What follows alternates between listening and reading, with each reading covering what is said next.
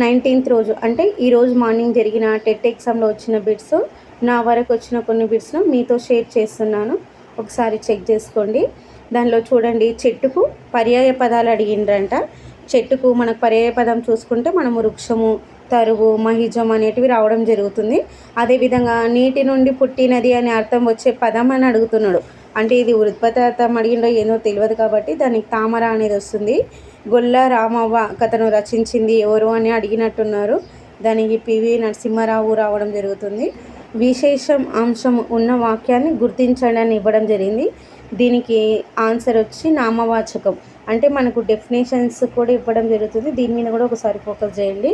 బండారి బస్వన్నకు సంబంధించిన గ్రంథం అడిగినట్టున్నారు.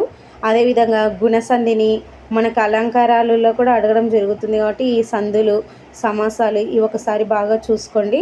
సమర్థుడు అనే పదానికి అర్థం అడిగినో నానార్థాలు అడిగినో క్లారిటీ తెలియదు. ఇక్కడైతే నేను అర్థం అని రాశాను.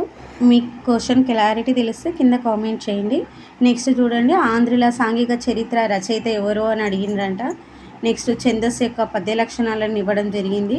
మనకి ఛందస్సు యొక్క పద్య లక్షణాలు కానీ ఛందస్సును కానీ ఒకసారి బాగా చూసుకోండి. ఇంకేమంటే పద్యాలు ఇస్తున్నాడు. పద్యం ఇచ్చి ఆ పద్యము ఏ కవి రచించిండని, లేకపోతే అది పద్యము కంద పద్యాలకు సంబంధించిందా, సీస పద్యానికి సంబంధించిందా, ఆట విలదే అని ఇలా ఇవ్వడం కూడా జరుగుతుంది. కాబట్టి ఇవి కూడా ఒకసారి బాగా చూసుకోండి. సామెతలు కానీ తెలంగాణ పదజాలం కానీ ఒకసారి చూసుకోండి. నెక్స్ట్ చూడండి, బృహస్పతి తండ్రి అనే పదానికి మనకు నానార్థాలు ఇవ్వడం జరిగింది.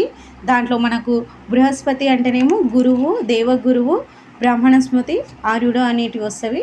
అదేవిధంగా తండ్రిని తీసుకున్నట్లయితే పర్యాయ పదము అయ్యా, అప్ప, అబ్బా, నాయన, నాన్న అనేటివి మనకు రావడం జరుగుతుంది. వీటితో పాటు కాకృతం శేషప్ప కవికి సంబంధించి ఏదో పద్యం వచ్చిందన్నారు. అది క్లారిటీ తెలియదు. అంటే మకుటం ఇచ్చిండా, మళ్ళీ ఏం అడిగిండు అనేది క్లారిటీ లేదు. అది ఇంకా నెక్స్ట్ సైన్స్కి సంబంధించిన బిట్స్ చూస్తే గుండెలో 2 గదుల జీవి ఏది అంటే మనం చేప అని చెప్పవచ్చు. అదేవిధంగా మలేరియాను కనుగొన్నది ఎవరు అంటే సర్ రొనాల్డ్ రాస్గా చెప్పడం జరుగుతుంది. ఏదో క్షయకరణ విభజనకు సంబంధించిన బిట్స్ రావడం జరిగింది. నెక్స్ట్ పెన్సిల్ను కనుగొన్నది ఎవరు అని ఇవ్వడం జరిగింది. దీనికి సమాధానము అలెగ్జాండర్ ఫ్లెమింగ్. నెక్స్ట్ చూడండి, ఉన్ని సేకరణలో లేని అంశం ఇవ్వడం జరిగిందంట. పత్ర నిర్మాణం ఇవ్వడం జరిగిందంట. అది మరి జతపరచం టైప్ ఇచ్చినా ఎలా ఇచ్చిందో తెలియదు. ఫిజిక్స్లో చూసుకుంటే మనకు నాన్ స్టిక్ ప్యాన్లో వాడే మెటీరియల్నేమో జతపరచం టైప్ లాగానే ఇవ్వడం జరిగిందంట. ఇంకా అదేవిధంగా చూసుకుంటే మనకు పుష్పం యొక్క భాగాలు చూసుకుంటే మనకు రక్షణ పత్రావళి, ఆకర్షణ పత్రావళి, అండకోశం అని, అండాశయం అని, కేసరాలని, కేసరదండం అని మనం ఇంతకుముందు క్లాస్లో చెప్పుకున్నాము. అలా వాటి గురించి సంబంధించిన క్వశ్చన్ ఇవ్వడం జరిగిందంట. నెక్స్ట్ ఉత్పత్తిదారులు, కేంద్రక పూర్వక జీవులు, నిజ కేంద్రక జీవులు, అదేవిధంగా పియాజే గురించి మనకి సైకాలజీ లోపల చాలా ఇంపార్టెంట్. ప్రతిరోజు మనకు వస్తూనే ఉంటవి. డిఎస్సి కానీ టెట్లో కానీ మనకు పెరుగుదల వికాసం నుంచి ఒక బిట్టు, తర్వాతకి వికాస దశల గురించి వస్తుంది. మనకు కోల్బర్గ్ గురించి అయితే క్వశ్చన్ లేనిది అసలు పేపరే ఉండదేమో అలా ఉంటుంది. మనకు ఇవి శాస్త్రవేత్త సిద్ధాంతాలను చూసుకుంటే జీన్ పియాజే కానీ, కోల్బర్గ్ కానీ, చోమ్స్కీ కానీ, కార్ల్ రోజర్స్ కానీ, ఎరిక్సన్ కానీ ఏవైనా కానీ దీంట్లో ప్రతి ఒక్కటి మనం చూసుకోవాలి. అదేవిధంగా విస్మృతి గురించి కూడా ఏదో క్వశ్చన్ వచ్చింది అని అన్నారు. అది కూడా ఒకసారి చూసుకోండి.